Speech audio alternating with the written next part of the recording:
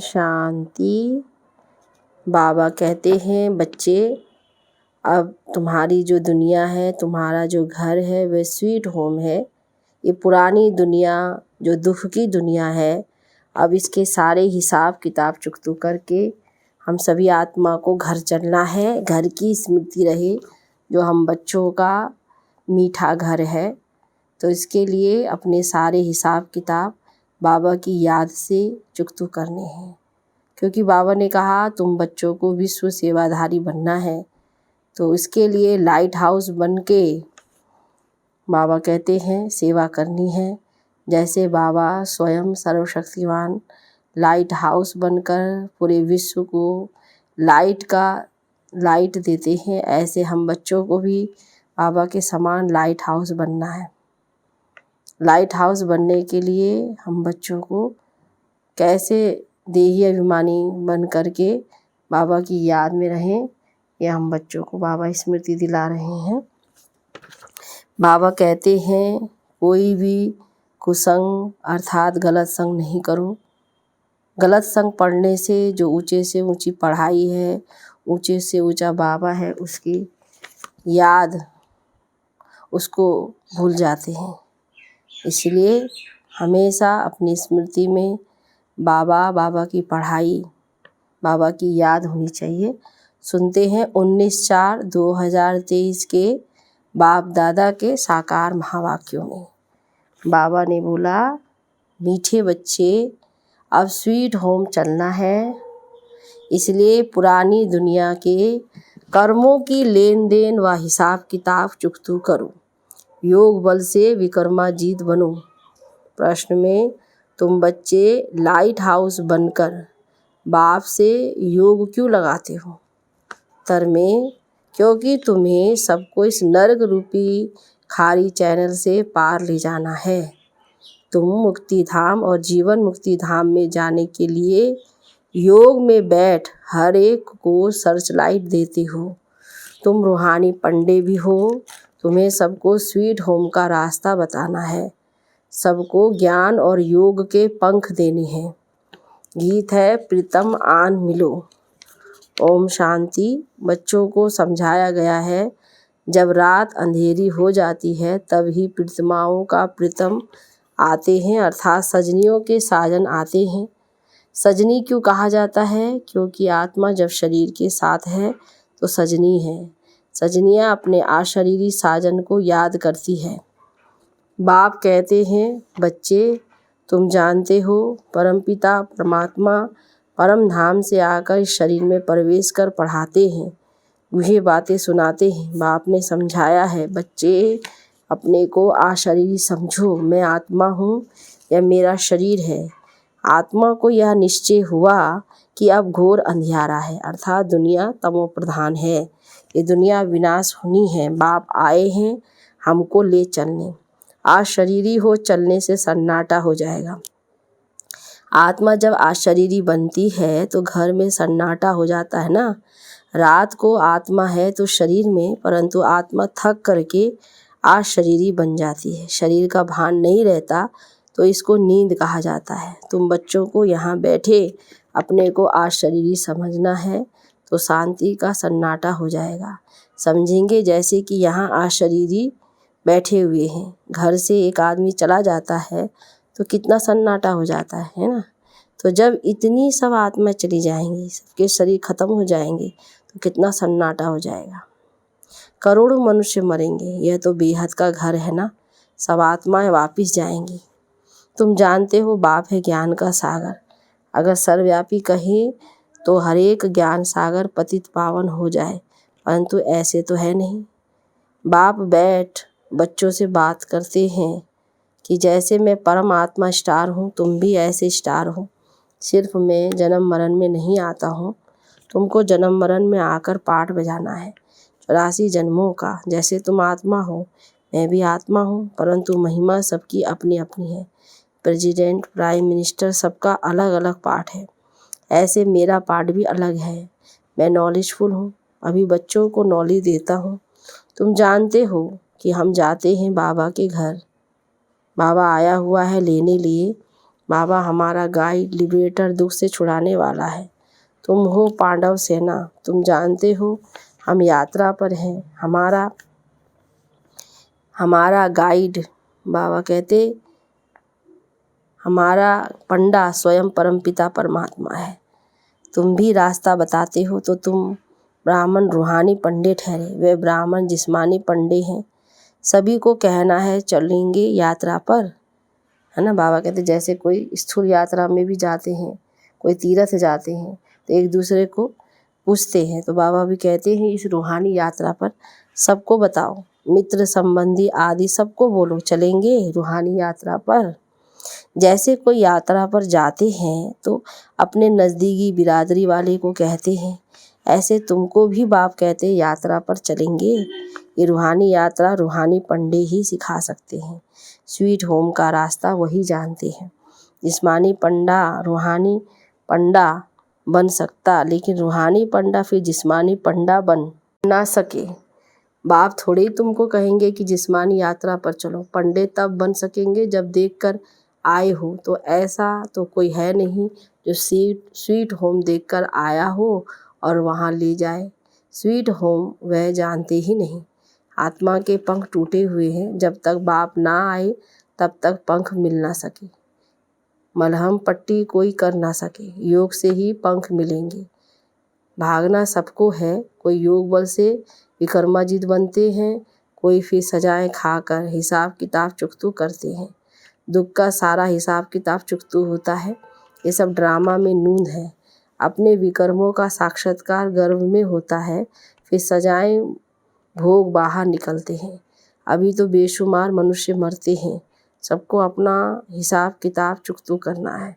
पुरानी दुनिया के कर्मों की लेन देन का हिसाब किताब खलास कर अभी तुम नई दुनिया के लिए हिसाब किताब जमा करते हो। बाप कहते तुम याद में रहो तो विकर्म विनाश होंगे। इस स्वदर्शन चक्र फिराने से तुम्हारी बहुत मिल्कियत जमा होगी। योग से हेल्थ, ज्ञान से वेल्थ मिलती है। जितना बाप को याद करेंगे उतना ही निरोगी काया मिलेगी। दुनिया इन बातों को नहीं जानती। वह तो विष्णु को स्वदर्शन चक्रधारी समझते हैं। शंख चक्र गदा पद्म आदि उनको देते हैं। अब उनको शंख थोड़ी ही बजाना है, ये तो तुम्हारे पास, तुम शंख बजाते हो। बाबा कहते ये तो है तुम्हारे पास। कहते हो मन मना भव मध्याजी भव, कितना सहज है। बाबा कहते हैं बच्चे तुम लाइट हाउस हो, सबको रास्ता बताते हो मुक्ति धाम का, फिर आएंगे जीवन मुक्ति धाम में। योग लगाते हो, नर्क सारी खारी चैनल से पार ले जाने वाले सर्च लाइट देते हो, है ना। सबको बाबा कहते मुक्ति धाम जाना है, फिर सर्च लाइट देते हो। यहाँ जीवन मुक्ति में आना है। ये बेहद का ड्रामा है जो मिसल चलता रहता है। हम एक्टर हैं, हमारा इस ड्रामा में 84 जन्मों का पाठ है। भगवान आकर सहज राजयोग सिखाता है। बाबा जब आते हैं तो हम बच्चों को सहज राजयोग सिखाते हैं। सहज से सहज योग क्या है? बाबा की याद देही अभिमानी होकर करना। मैं शरीर नहीं हूँ, आत्मा हूँ, ये कोई नहीं जानते। भगवान को आना ही है कल्प के संगम युग पर। तुम अभी जानते हो, कल पहले भी संगम युग पर मिले थे और मिलते रहेंगे। ढेर बच्चे मिलेंगे। कोई बच्चे फिर कुसंग में आकर पढ़ाई को छोड़ देते हैं। चलते चलते कोई से दिल लग गई तो पढ़ाई का नशा टूट जाता है। ब्रह्मचर्य में पढ़ाई का नशा अच्छा रहता है। कोई विरले शादी के बाद भी पढ़ाई का कोर्स उठाते हैं। फिर कोई तो अच्छी रीति पास कर लेते हैं, कोई को फिर टाइम लगता है, क्योंकि विकार में जाने से फिर वह धारणा नहीं होती। चाहे राज विद्या चाहे रूहानी विद्या की धारणा आत्मा करती है। बैरिस्टर के संस्कार आत्मा में होते हैं तो आत्मा वह संस्कार ले जाती है। फिर जन्म ले बैरिस्टर ही पढ़ने लग पड़ेगी। तुमको तो वहाँ बैरिस्टरी इंजीनियरिंग आदि पढ़ने की दरकार नहीं। ऐटोमेटिकली तुम्हारी बुद्धि स्वतो प्रधान रहती है। तुम जानते हो जैसे कल पहले महल बनाए थे, ऐसे ही हम जाकर महल बनाने लग पड़ेंगे। ड्रामा वही कराएगा जो कल पहले कराया था। कोई मेहनत नहीं करनी पड़ेगी। बाकी भाषा तो सीखनी पड़े। वहाँ स्कूलों आदि में भी विमानों में जाएंगे। बहुत बड़े बड़े घर होते हैं, समझो जितनी एरिया में आबू है इतनी एरिया में एक घर होगा, फिर आबू रोड जितनी एरिया में दूसरा महल होगा। ज़मीन तो बहुत रहती है, प्रजा को भी बड़ी जिम्मेदारी, बाबा कहते जमींदारी, बड़े बड़े महल होंगे। अभी तो देखो मुंबई में कितने मनुष्य हैं, फिर बम्बई होगी नहीं, कराची होगी नहीं, सब मीठे पानी पर होंगे। नदियाँ भी सब कायदे अनुसार होगी। मजाल है कोई नदी उथल खाए। बाबा कहते प्रकृति भी इतनी सतो प्रधान होगी कि कोई दुख दर्द दे नहीं सकता। सब तत्व आदि ऑर्डर में रहेंगे। तुम प्रकृति पर विजय पाते हो। 5 तत्वों पर तुम्हारा राज्य चलता है। कभी गुस्ताखी यानी चंचलता नहीं करेंगे। तो बाप की श्रीमत पर चलना पड़े। बाप कहते हैं काम महाशत्रु है, इनको जीतो, नहीं तो वर्षा नहीं मिलेगा। इस समय फेल हुए तो कल फेल हो जाएंगे, फिर चांस नहीं मिलेगा। उस पढ़ाई में फेल होते हैं तो दोबारा पढ़ते हैं। बाबा कहते हैं यहाँ फिर ये चांस नहीं, कल का चांस है। प्राप्ति बहुत ऊंच है, समझाना चाहिए। सन्यासी लोग कहते हैं दोनों को पवित्र रहना इम्पॉसिबल है। बोलो नहीं, पॉसिबल है। सन्यासियों के लिए इम्पॉसिबल क्यों है? क्योंकि उनका हठ योग है, घर बार छोड़कर जाते हैं, फिर भी वही शंकराचार्य आएंगे। भारत पतित होने लगता है तो सन्यासी आकर बाबा कहते थामते हैं। इसकी सेवा का उनको फल मिलता है, जो गवर्नमेंट के भी गुरु बन जाते हैं। तुम बच्चों का तो सबसे बड़ा मान है। तुम्हारी जो आमदनी होती है वह कोई की हो ना सके। जो गरीब हैं 1 पैसा देते हैं उन्हें भी महल मिल जाते हैं। प्रत्यक्ष फल का साक्षात्कार दिव्य दृष्टि से होता है। दिव्य दृष्टि दाता आकर तुमको पढ़ाते हैं, नहीं तो एम ऑब्जेक्ट का मालूम कैसे पड़े। इसलिए माताओं को साक्षात्कार कराता हूँ। मीरा ने कितनी तपस्या की, परंतु वह कोई वैकुंठ की मालिक बन ना सके। बाप कहते हैं साक्षात्कार मैं कराता हूँ। 1 सेकंड में दिव्य दृष्टि मिलने से वैकुंठ में जाए डांस करते हो, तो इसमें कोई तपस्या आदि की बात नहीं। भक्ति मार्ग में तो बहुत नौदा भक्ति करने के बाद साक्षात्कार होता है। दिव्य दृष्टि की चाबी बाबा कहते मेरे हाथ में है, कोई को भी मैं देता नहीं। भक्ति मार्ग में वहाँ बैठे साक्षात्कार कराता हूँ। तुम बच्चों को तो विश्व का मालिक बनाता हूँ। दुनिया में तो अनेक प्रकार के मनुष्य हैं, कोई धन में मस्त, कोई साइंस में मस्त, कोई किस में मस्त है, परंतु तुम्हारे आगे सब बर्थ नाटे पेनी है। सबका धन मिट्टी में मिल जाना है, सब खाक हो जाएगा। किसकी दबी रहेगी धूल में, किसकी राजा खाता है। चोर भी बहुत लूटते हैं, हर एक अपने हमजिन्स को प्यार करते हैं, दूसरे को देखते ही गर्म हो जाते हैं। दिन प्रतिदिन तुम देखेंगे कि कितनों को मारते रहेंगे। चाहते हैं कि हर एक अपने बर्थ प्लेस में चले जाए, तो अपने देश से निकालते रहते हैं। अब तुम बच्चे बाप को याद करने से वर्षा लेते हो। जानते हो हम अशरीरी आत्मा हैं। 84 जन्मों का अब पाठ पूरा किया। कितने करोड़ आत्माएं हैं, सभी की जीवन कहानी तो नहीं बताएंगे ना, मुख्य की ही बताएंगे। मुख्य हो तुम, तुम्हारा मंदिर बना हुआ है। जगत अम्बा जगत पिता के बच्चे तो बहुत होंगे। वैकुंठ का भी यादगार है। इनका चैतन्य मंदिर वास्तव में सतयुग है। जड़ मंदिर में स्वर्ग के सब एक्टर्स नहीं आ सकेंगे। यह है मॉडल रूप में मंदिर यादगार। लक्ष्मी नारायण का मंदिर कितना छोटा है, सतयुग में तो चैतन्य मंदिर कितना बड़ा होगा। कितने बाग बगीचे होंगे। मुगल गार्डन तो उनके आगे कुछ भी नहीं है। वहाँ के फल आदि कितने अच्छे होंगे, जो बात मत पूछो। बाबा आज सतयुगी दुनिया की भी स्मृति दिला रहे हैं। रात दिन का फर्क होता है। जैसे झाड़ पुराना होता है तो फल देते देते खत्म हो जाता है। कहा जाता है अब झाड़ सड़ गया है, तो यहाँ की हर चीज़ खत्म होनी है। वहाँ के आम बड़े बड़े फर्स्ट क्लास होंगे। हम अब राजधानी स्थापन करते हैं श्रीमत पर, तो श्रीमत पर चलना पड़े ना, पवित्र भी बनना पड़े। मुश्किल तो कोई बात नहीं है। हर जन्म पवित्र रहने से 21 जन्म स्वर्ग की राजाई करेंगे। फिर भी ऐसा कौन होगा जो पवित्र नहीं बनेगा, श्रीमत पर नहीं चलेगा। तुम जानते हो भारत सचखंड था, यहाँ सच्ची बादशाही थी। अभी यह है झूठखंड, तो हर बात में झूठ बोलते रहते हैं। कह देते हैं फलाना ज्योति ज्योत समाया अथवा निर्माण धाम गया। अब तुम जानते हो निर्माण धाम तो रहने का स्थान है। तुम हर एक बात यथार्थ बताते हो। बाप को त्रुथ कहते हैं, वह सचखंड स्थापन करते हैं। भगत तो जन्म बाय जन्म भगवान को याद करते हैं, परंतु उनको भगवान का पता नहीं है।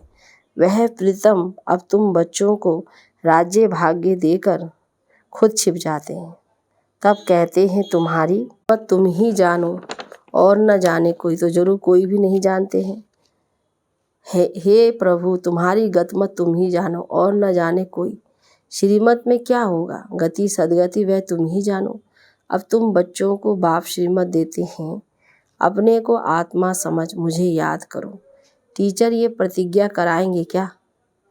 बाबा कहते पढ़ाने वाला टीचर भी नहीं प्रतिज्ञा कराएगा जैसे बाबा हम बच्चों को कराते हैं। मैं तुमको बैरिस्टरी की गद्दी पर बिठाऊंगा। वह तो खुद पढ़कर बैरिस्टरी की गद्दी पर बैठेंगे।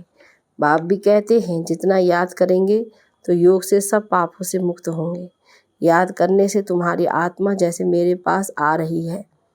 अपने पास चार्ट रखना है। कोई का चार्ट आधे घंटे का होगा, कोई का 1.25 घंटे का होगा, कोई का तो 5 मिनट भी है, 5 मिनट भी नहीं, कोई का तो बहुत अच्छा चार्ट है। यहाँ भी तुमको साक्षात्कार होगा। स्कूल में टीचर अथवा स्टूडेंट खुद भी समझते हैं कितने नंबर में आएंगे। यहाँ तो नंबरवार बिठा नहीं सकते, फंक हो जाएंगे। इसीलिए अभी माला नहीं बन सकती। माया अच्छे अच्छे को भी नीचे ऊपर कर देती है। श्रीमत पर नहीं चलेंगे तो माया घुसा मार देगी। इसमें ही है मेहनत। हम अब जाते हैं परमधाम। 84 जन्म पूरे हुए, बाबा आए हैं लेने लिए, तो बाप को याद करना है, औरों को भी मंत्र देना है। मंत्र कोई जपना नहीं है। गुरु लोग तो किस्म किस्म के मंत्र देते हैं। बाप कहते हैं प्रीतम को याद करो। प्रीतम आया है प्रीतमाओं के पास। सारी दुनिया की आत्माएं प्रीतमाएं हैं जो उनको याद करती है।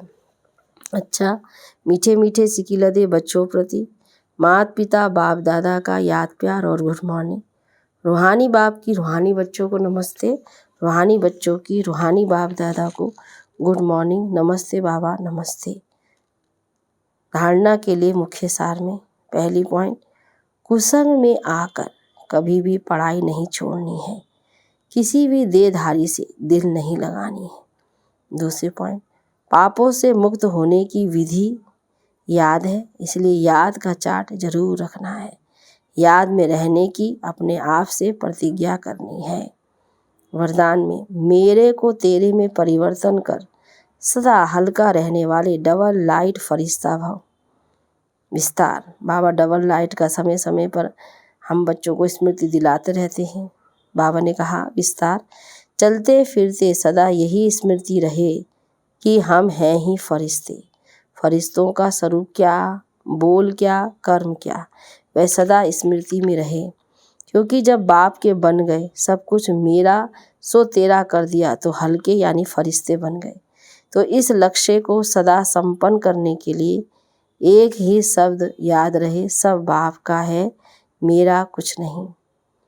जहाँ मेरा आए वहाँ तेरा कह दो, फिर कोई बोझ फील नहीं होगा। बाबा कहते शरीर से भी फरिश्ते यानी हल्के और चीज़ों से भी हल्के फरिश्ते, तो डबल हो गए ना। तो बाबा कहते फिर कोई बोझ फील नहीं होगा, सदा उड़ती कला में उड़ते रहेंगे। स्लोगन में बाप के ऊपर बलिहार जाने का हार पहन लो तो माया से हार नहीं होगी। अच्छा, ओम शांति, ओम शांति, ओम शांति।